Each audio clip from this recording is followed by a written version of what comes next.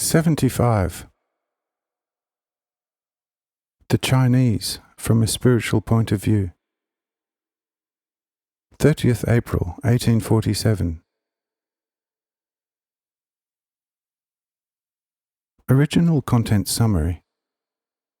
The Chinese, as Zoroaster believers, somewhat better, but fatalists and rulers, therefore everything class-wise. Radical cures there. They, the Chinese, have smaller house gods besides the great god. Beautiful, useful commoner facilities alongside stupidities. Some good examples. They are the most numerous and mostly wealthy people. As stoic followers of Confucius, they are difficult to advance over there. Their diogenic self-satisfaction despises all the heavens, and even the glory of the everlasting love of the Almighty.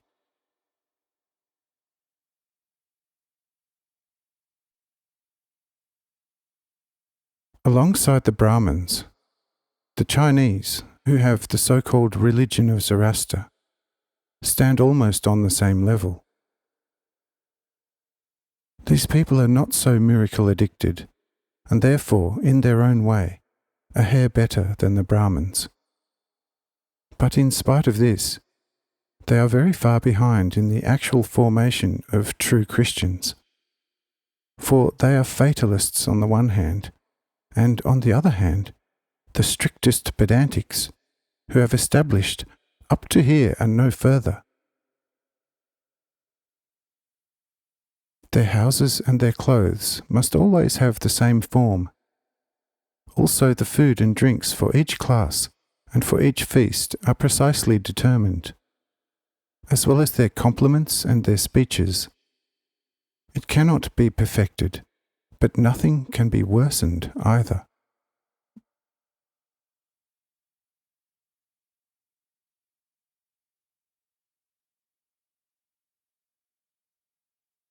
Diseases are treated according to class. The common people class is always cured by beating, for they say, an inner disease is thereby lured to the skin. This may then, when beaten properly blue, cut open in several places. Once it has been properly bluffed, then all evil material will go out. Cholera is cured besides the beating and skin cutting, also with cutting off of the tongue. The military is cured in an almost similar way, when one would fall ill.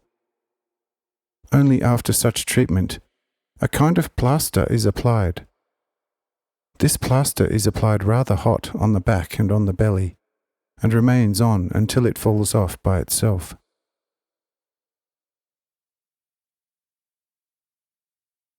The nobler classes are cured with rhubarb and chinnerind.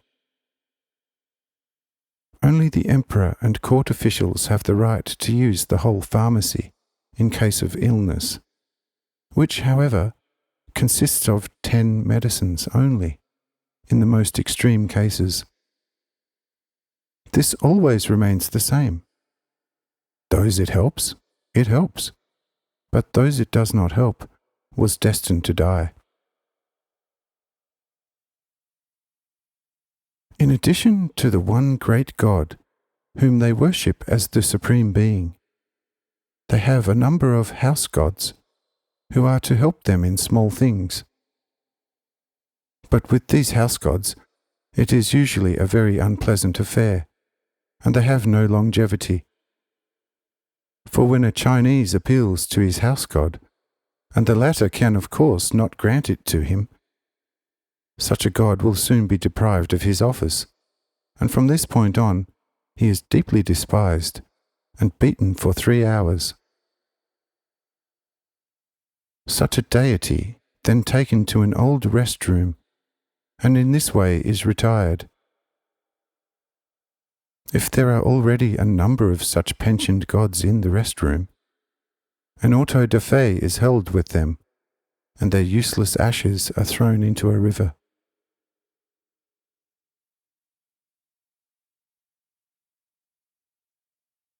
They are likewise very peculiar with the construction of their paths.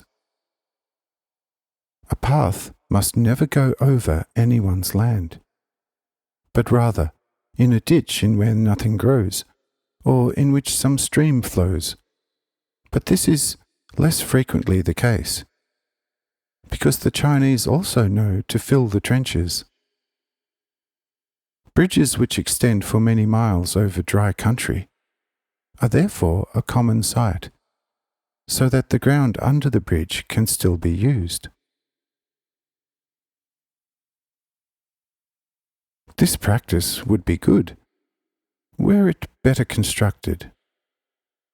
But sometimes these bridges are so bad that the wanderer is hardly able to get over it, and would the bridge break somewhere, the victim, if he is still alive, must compensate for the damage, which happens not infrequently, as such a bridge are supposed to last a certain number of years. If it was already bad, nothing will be done to it, unless a hiker has fallen through somewhere, and then he must repair it.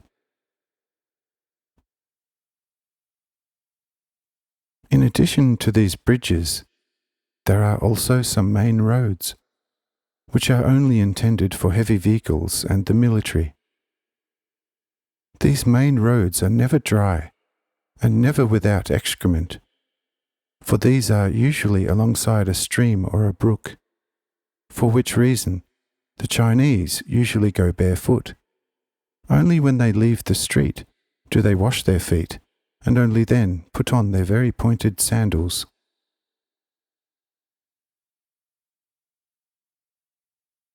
The plots of land are almost just as defined as in Japan, except that they are not subject to the same penalties for violating the boundaries. Thus, the number of children that a countryman or citizen may have is still determined in many points.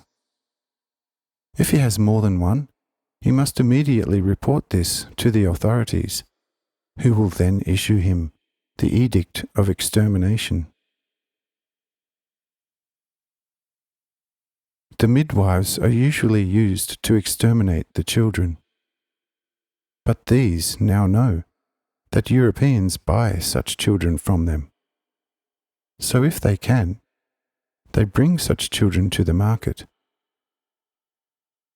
where also childless Chinese are allowed to buy these children.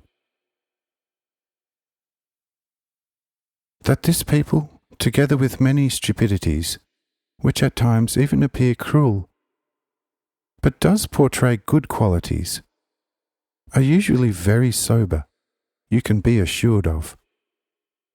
Therefore, they have almost perpetual peace, and they have, although they have the greatest number of people in the world, also the greatest earthly wealth.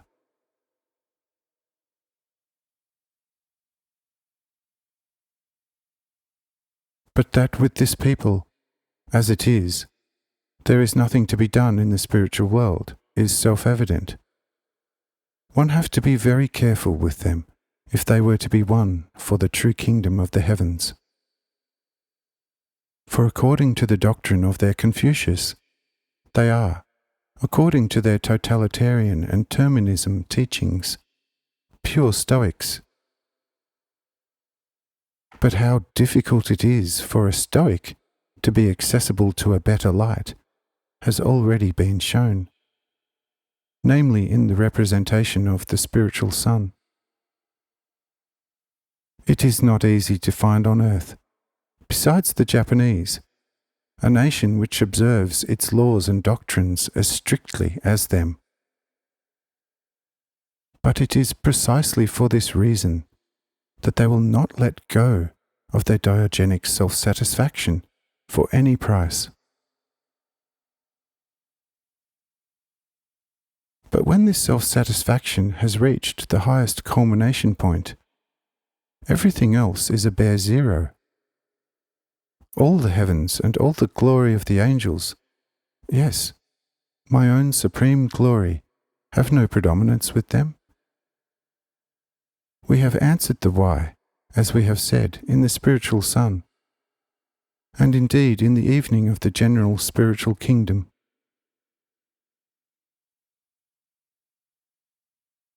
But that these people are constant Stoics, can you already see from their state institutions?